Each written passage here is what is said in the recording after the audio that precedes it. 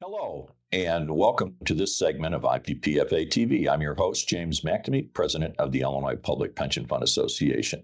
And with me today is Gerald Chen-Young. Gerald is the CIO of the National Public Pension Fund Association's Benefit Division, and they run defined contribution plans throughout the country with the 403Bs, 457s, a 115 trusts, and 401A plans. So, Gerald, welcome to IPPFA TV. I'm glad you could be with us today. And one of the issues we want to discuss with you and your background and who you are is the issue of crypto and Bitcoin. A lot of us still scratch our heads on this asset class and what it really means, especially since the Trump administration seems to be pushing making it more mainstream. So, in a nutshell, what is crypto? Well, thank you, Jim. It's great being with you. Great organization, great team. What is crypto? Crypto and the story of crypto is inextricably linked to the story of the evolution of money. And I know that sounds slightly highfalutin, but it really isn't. The concept of money has evolved from being beads, literally beads in primitive societies, to bullion, right? Special precious gems and stones, to bullion, in particular the shiny yellow metal, to fiat and paper, namely paper currencies like the dollar and the pound and so on, to now ether and digital, or the concept of digital. So the concept of crypto in summation is digitized money, a form of payment based on different underlying technologies, principally blockchain, and based on two different principles. One is pure fiduciary counterpart, that is uncollateralized digital payments, so-called Bitcoin, and the other is collateralized, more like issues like stablecoin that have the backing of some sort of asset, whether it's a fiat asset or a tangible asset, it doesn't matter. But crypto and Bitcoin and stablecoins are inextricably the story culminating in the end of the evolution of money, for us at least. Yeah, so when I look at it, though, Gerald, here's the thing. I know what's behind the dollar. It's the United States government. I know what's behind the yen. I know what's behind, when you go to the euro. It's the combination of those governments and their assets and their ability to tax to be able to make payment. But crypto doesn't have that, right? I mean, crypto is basically a what? I mean, to me, it's like camouflage. It's, and I use this term lightly, it's like a lot of, and this is where the policeman in me comes into this interview, is a lot of crime-related groups were using crypto to hide assets, to launder money. And so what is crypto? I mean, as far as that goes, what's behind crypto that backs it up? So crypto is backed by the full faith and credit of the issuer. And that is why I drew distinction between Bitcoin, which is uncollateralized, so it's based on the full faith and credit of a counterparty. For example, person A can issue a Bitcoin. We've seen it at the executive branch here. They have both issued their versions of Bitcoin. I'm referring to the First Lady as well as our president. Other private people, whether it's a natural person or a corporate person, they've issued. What backs crypto is the full faith and credit of the counterparty. However, what backs stablecoin is partly full faith and credit, but mostly some sort of asset, whether it's tangible, a real asset, property, etc., or it could be a fiat currency, the US dollar. But the answer to your question, what backs crypto, ultimately is full faith and credit, whether it is collateralized or not. So, I mean, as a pension trustee, which I am, and I've served on many boards and many commissions, and we have a fiduciary responsibility. We haven't seen public pension funds really jump fully into this crypto pool, so to speak. I know some have. To me, I go by this rule of thumb. If you can't explain to me in 5 minutes what this is, and if I can't grasp it, I'm not going to invest in it, because I don't want to invest in something that's so complicated or so convoluted that I end up getting caught with my pants down and I didn't do my job as a fiduciary, because it's important to understand this stuff. And looking at crypto again, it's just to me, it's the Wild West.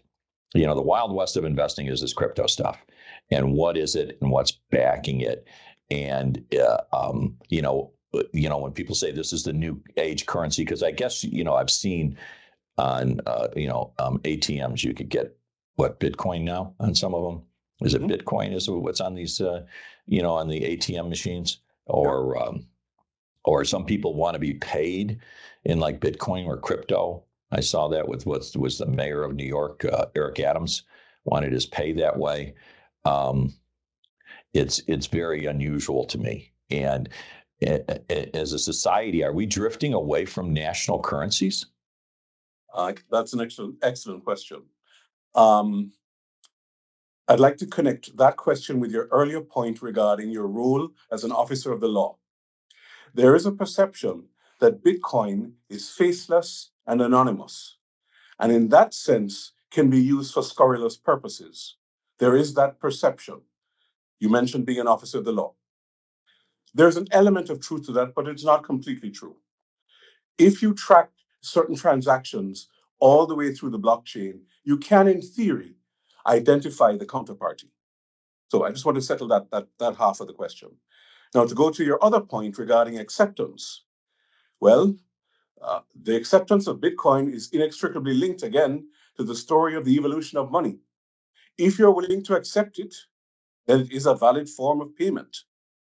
And I'm going to refer to one practical example that you can relate to. As you know, I serve on multiple boards, including one in your great city.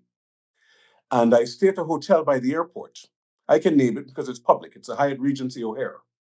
There are two signs posted in the lobby at Hyatt Regency O'Hare that got my attention and really stirred my thinking regarding crypto and Bitcoin.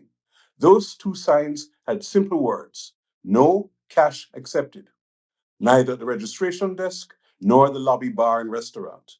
And my first instinct was, wow, we really are moving towards accepting digital payments. Now, you mentioned... I agree with you on that. I give you an example of what you just brought up. The little example of the policeman example here. I pulled up to Taco Bell and they said, we're not taking cash. You have to use card payment. And it seems to be becoming more and more common that they won't take hard currency because it's easier for them to do the card payment and everything. So that's what I am seeing that. And we are appearing to head into this cashless society, so to speak.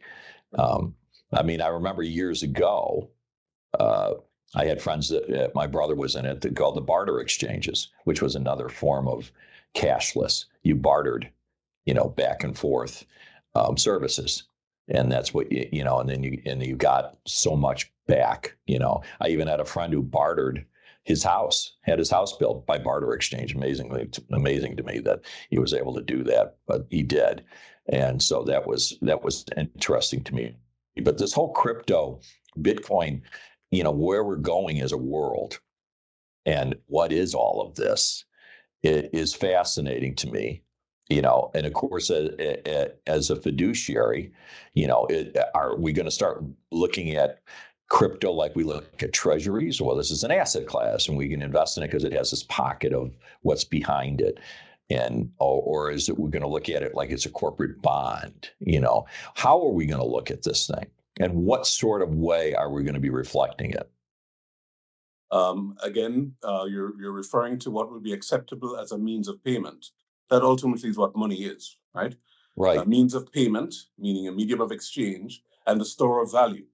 Well, thousands of years ago, people in primitive societies accepted beads as forms of payment. As societies became more sophisticated, they moved to, as I mentioned, bauble, right? Precious gems and stones and so on. Then bullion. Then we accepted paper. What's the essential difference between a dollar bill or Ben Franklin bill and a piece of Xerox paper? What's the essential difference? It's paper. And now we're in an era where we accept digital forms of payment. So it is an acceptable and growing in acceptance piece of issue. Before coming on this call, I did some quick prep work to see how many companies accept Bitcoin as payment. I'll just rattle off a few names. Microsoft accepts Bitcoin as payment. Tesla accepts Bitcoin as payment. The Dallas Mavericks accept Bitcoin as payments for tickets. JP Morgan recently announced it is accepting Bitcoin as collateral. That is the ultimate private testimonial of Bitcoin being a real asset. A bank would not accept a fake asset as collateral. So just on its face, the mere fact that those four major entities that I've listed, plus in total, there were, according to the research I did, over 16,000 companies that accept Bitcoin in some form or another. And I haven't even addressed Europe or China. I see where we're going with it. It's just my concern's always been, at least with a national currency, or when you're buying a pool of different national currencies, there's governments that back those currencies up. They have a resource called taxation. They do have the ability to generate revenue into, to make payment for those things. That's the reason why people buy treasuries or savings bonds or other asset classes, is because they know the government is backing that asset class. And these asset classes, even a corporate bond, is backed by the corporation and its revenues. The crypto and Bitcoin, it's, to me, is still unsettled in my mind in a lot of ways. I know a lot of people are getting it, but as a pension trustee and a fiduciary, I still see it as unsettled ground in a lot of ways, and I'd be hesitant to invest. That's fair, except we now have the imprimatur of all three branches of our government saying that Bitcoin and cryptos are valid assets. Meaning, let's look at the regulatory structure. The SEC has jurisdiction over elements of the crypto market, meaning it's a security. The CFTC, there in your great city, has elements of regulatory oversight as a commodity. And the OCC, the Office of the Comptroller of the Currency, also has some regulatory input over Bitcoin and cryptos as money, a form of money. So we have the fingerprints and the signing off, the imprimatur, if you will, of the SEC, the CFTC, and the OCC. And those three elements, or those three agencies, fall under the legislative branch of government. So in our three-section government, three-tiered, we have, well, not three-tiered, three parts. The legislature has signed off on this as being a valid asset by virtue of those three agencies, SEC, CFTC, OCC. The executive branch has come out overtly and declared that the United States will become the crypto capital of the world. And technically speaking, by the way, the OCC falls more under the executive branch than the legislative. But what I'm getting at is the legislative branch has signed off on it. The executive branch has signed off on it by express statement. And the judiciary has also signed off for it by accepting cases. It's seeing and hearing cases. I see that, right, that there's some exchanges that trade in this. Yeah. I believe the Options Exchange out of Chicago has a trading, was granted by the federal government the ability to trade in this. And I'm not really sure about what other exchanges are involved, but it does appear that the movement is there, right? This is the movement. This is where we're going. And do you see then, national currencies being tied into a world currency such as Bitcoin? Then is that what's going to happen here, or are we still always going to have to have the national currencies? Wonderful question, and the perfect corollary to your earlier question. And here's why. A national currency would be, in the context of crypto, something that falls under the heading or the acronym of CBDC, Central Bank Digital Currency, CBDC. About a fortnight ago, the ECB issued or began issuing or taking steps towards issuing their own version. That's one of the world's largest central banks, or the regional central bank called the ECB. I have very respectfully submitted that once one major central bank does, the others will fall into place. Now, I know in the United States, we have the Anti-CBDC Act. That's an actual piece of legislation, Anti-CBDC Act. So we have come out overtly and said we are not going down that route of a national digital currency, to go to your point. But nevertheless. So let's touch on that. We're not in the United States going that direction. Was the United Kingdom going that direction? So I would qualify that by saying we're not going down that direction yet. Yeah. I go back to my premise. If the ECB goes through and actually issues a digital euro, and the Swiss central bank does the same, the BOE, to go to your question, the Bank of England, I wouldn't be surprised if they follow suit, and so on and so forth, meaning it will cascade. Once one major central bank issues it, others will follow. Now, there are other central banks in the world that already have, but those are, again, without being disrespectful, those are small countries that are very far from G7 status. I can rattle off names in Africa, Central America, and so on. Yes, no, I'm aware, and you know the players would be the European Union, UK, and the United States. That's really your players. How does this affect? You know, you get into the issue of sanctions, right? When we're doing sanctions, let's say we're doing sanctions hypothetically with Russia, but then you have this asset class. Do the sanctions actually affect this asset class, or are they still able to get, beyond sanctions because of this asset class, because of crypto and Bitcoin and stuff like that? That ties into your earlier question of suspicious payments. Yes. Untraceable transactions. There is an element of that, yes, but it doesn't change the fact that these crypto creatures, are here to stay. Right? No, I get it.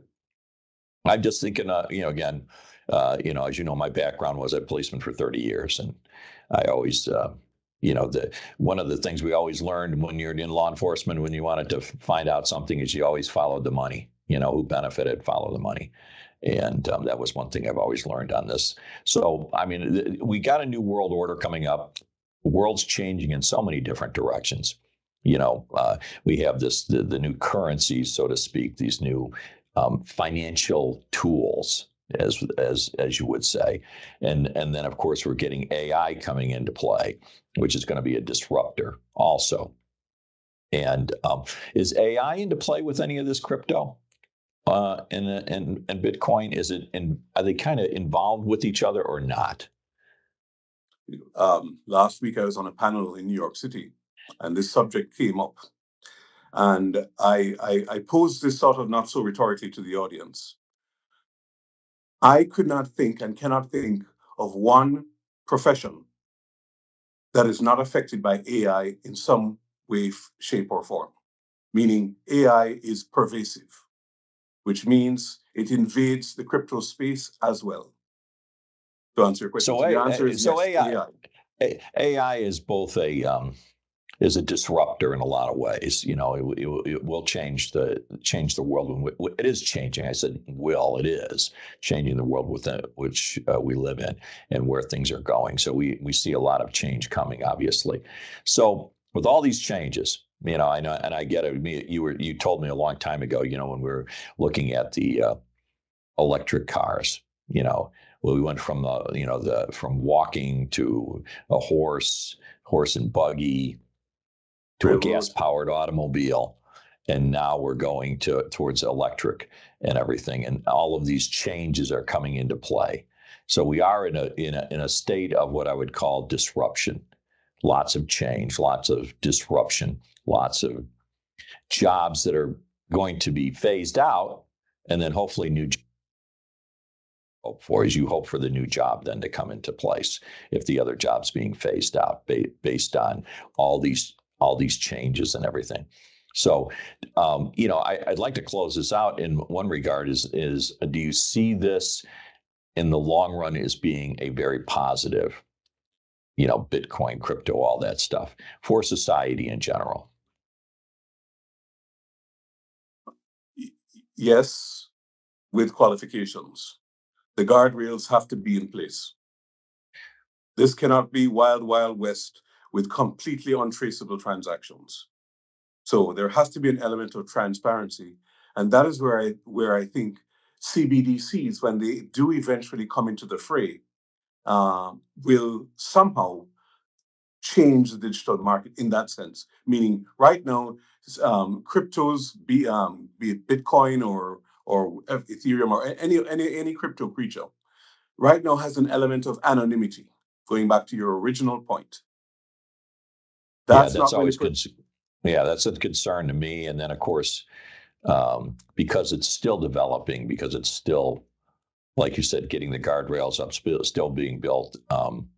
We wouldn't want to see any, house of cards situation happen where, you have a complete economic meltdown because of some situation within this marketplace affecting everything like a contagion. And so, you always want to make sure you know what's going on. And, so for me, that's just, I'm still, I'm just an average guy. I'm not one of these big, deep in the bushes guys on the investment side. Because as your pension trustees, we're basically, when we're elected, we're elected because we are represented faces of the people and the employees whose assets are going in there. And so we bring with us our own biases, our own, knowledge of what we see the world as. And so when we look at these things that are getting so complicated, we get, we hesitate, it's natural for us to hesitate before we jump in. I will say something on that, Jim. The bedrock of crypto and Bitcoin and all of these digital issues, the bedrock is the notion of decentralized finance, DeFi, as the acronym goes, DeFi. DeFi purists, and as I've published a few times on platforms like LinkedIn and so on, DeFi purists, decentralized finance purists, and I call them disciples, balk at the idea of a CBDC and the erection of guardrails for precisely the reasons you've outlined. DeFi purists want to see this as being a world of freely engaged counterparty transactions between persons A and B without any intermediary, no interference from a middle person like a bank or an exchange for that matter. That's what they want. Whether that is going to happen, I don't think so, to be honest. And I want to connect it to a theme you just raised earlier about AI and electric cars. This is an actual true story that happened yesterday. As you know, from a fortnight or so ago, I switched. I got rid of my car, and I decided that for 30 days I was going to experiment with Uber. Right, taking Uber Black everywhere. I think I've told you this. And yesterday I called the property manager. So I live just above Georgetown in a gated community. Right, there's a tower, and then there are townhouses and so on around the property. And I live in one of those houses. I called the property manager to ask about the charging facilities that are here. I've seen a few pop up around the property, and he said, Gerald, right now the charging facilities are run by the tower in the middle of the property, and you have to contract with them directly. I said, well, Chris, what are we talking about? He said, oh, it's about $100 a month for your right to charge your car. And my first instinct was, I don't even pay gas that's $100 a month. So are we at the nascent stages of the evolution of this technology where it's $100 now? Yes, we are. As things evolve and the technology improves and battery storage improves and so on, will that change? Yes. Much like the metaphor you brought up earlier, right? Horse riding to horse and buggy to railroads to ICE cars, right? Internal combustion engine cars to electric, where we are now. And by the way, I wouldn't stop there. I wouldn't be surprised if we have flying cars a la the Jetsons N number of years from now. So yeah, I've seen that. I've seen that out there. So, before we close, I'm going to ask you to make a prediction, and that is, how soon do you see on these DC platforms? Is it 5 years away, 8 years away? Crypto funds, or Bitcoin funds on DC platforms? Are we closer than that? I believe we are, and I believe that there are three pieces of legislation or actions that suggest that we are. They are as follows. The Genius Act that was passed in the summer by the Congress, right? Opening the way for 401ks and IRAs and so on, retirement plans, as you suggested, DC plans, to invest in new assets, alternative investments, including crypto. There is a Clarity Act, also similarly broadening the scope for investable assets for pensioners. And there was the executive order in August this summer that specifically opened the channel for allowing investments in this space. So taking all together those three, the Genius Act, the Clarity Act, and the executive order, suggests that pensions, including 401s, DC, even DB, IRAs, et cetera, they will, within, I predict, the next 3 years, be investing in this space. All right. Well, thank you, Gerald. And I appreciate you being on IPPFA TV with me today. This has been very interesting. And obviously, this is going to be an ongoing discussion. And we look forward to having you back again with us sometime. So again, today's segment was with Gerald Chen-Young, the CIO of the National Public Pension Fund Association's Benefit Program. And I'm James McNamee, your host. Thank you for joining us. Thank you very much, Jim.